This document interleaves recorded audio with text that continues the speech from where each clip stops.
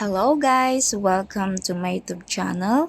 Thank you for your love and support guys. Stay tuned! Hello guys! Tips sa mga madumi ang loob ng pakuluang tubig, thermopat o kaya yung electric kettle.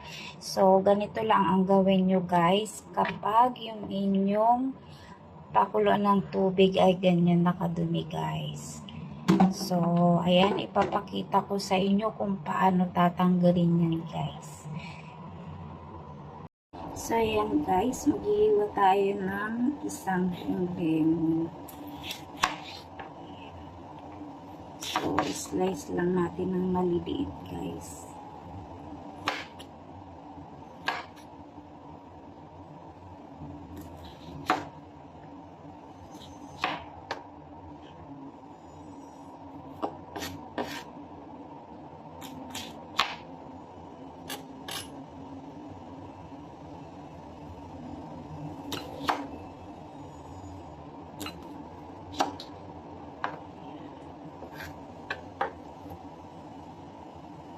So, ngayon guys, ilalagay na natin ang lemon. So, ayan guys. Ayan. And then, lalagyan na natin ng tubig at papakuluan natin guys.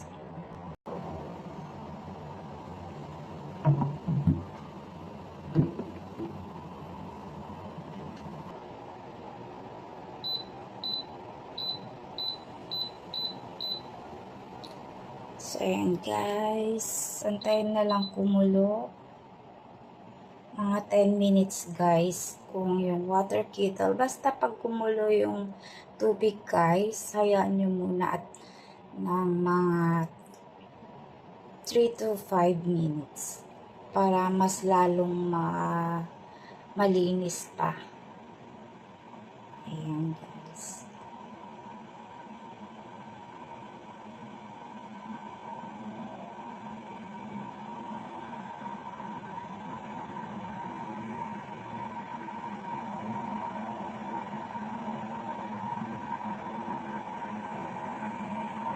Ayan guys, boiling na.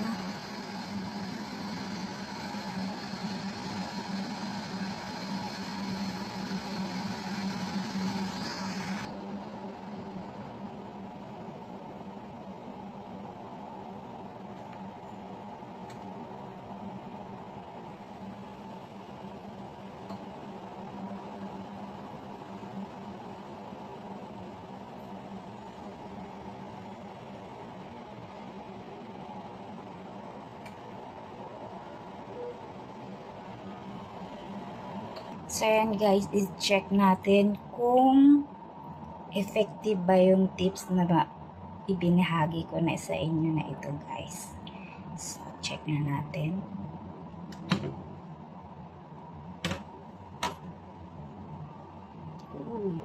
So, ayan na guys. Ayan. So, nakita nyo guys. Mukhang wala na. So, alisin natin ngayon guys. Tatapon na natin.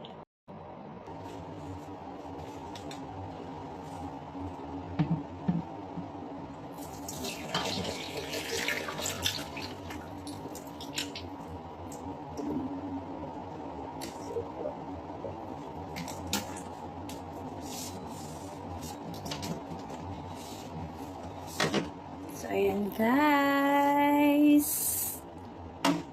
Charan! So, ayan guys, malinis na. So, effective talaga yung lemon guys. Natatanggal talaga niya yung dumi. So, try nyo na guys kapag may dumi ang inyong mga electric water kettle. Ayan, o anumang pakuluan ng tubig. Ayan guys.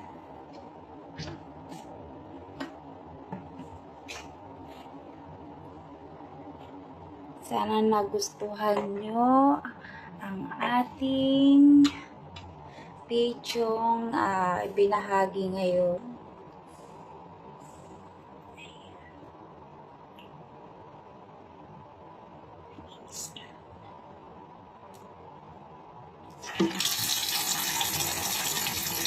So, lilinisin lang natin ng cold lukewarm pala.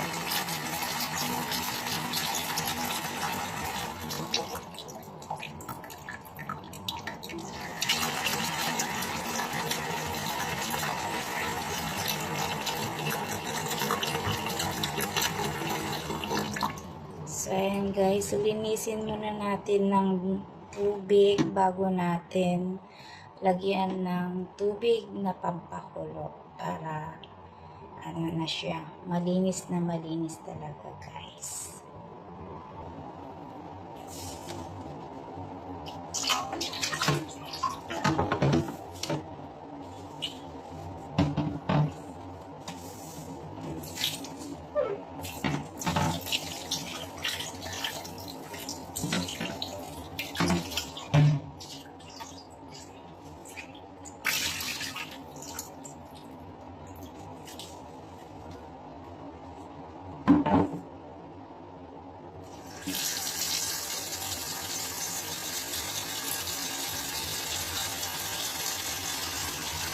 Para hindi maglasang lemon.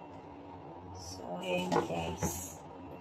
Dobling natin yung paglinis natin.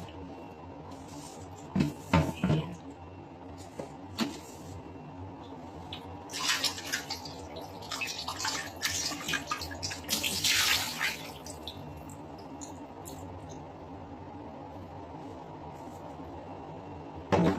So, ayan. Ito na yung ipapakulo natin tubig.